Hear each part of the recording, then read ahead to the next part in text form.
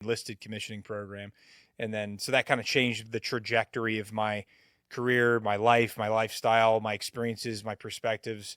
And then it also changed my responsibilities pretty significantly. But um, I tend to be more interested in what other people's stories are, just because I don't particularly think mine's that interesting, even though some other people may find it interesting. And maybe there'll be a I'm time sure a where lot of people would. there may be a time where I open up more about it. I think it'll probably come with time, more than likely, just because like I I tend to have more of an interest in hearing what other people have experienced and talking about my own. I don't know if that's because I don't really, it's probably more so just because I don't really particularly feel like I've done much.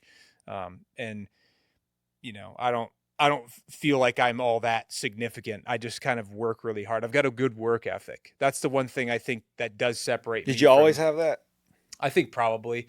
I think I probably always had a good work ethic.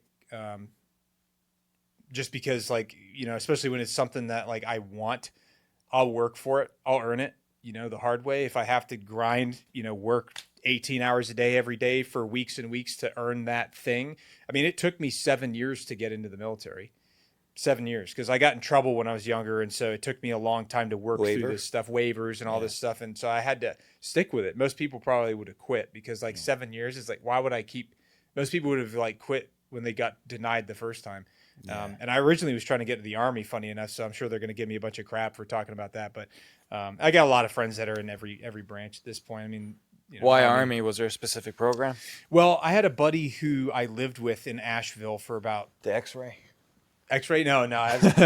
Well, my buddy I lived with, I actually, is funny. I was, and people are going to also give me crap about this. I worked at Abercrombie and Fitch for a little bit when I was at You were a Asheville. model?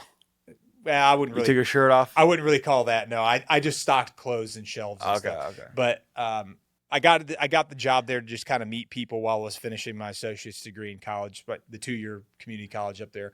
And okay, so you went to college before you went in. Yeah. I had an associate's degree before I joined, so that's maybe that probably helped me a little bit. Plus, I was 27 by the time I got in, so I was a little older.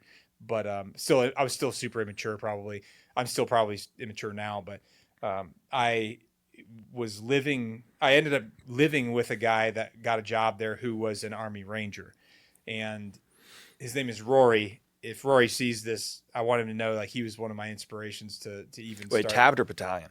I think You had the scroll? I don't know. I never knew enough about it back then to have the wherewithal to ask the questions that people would want to know.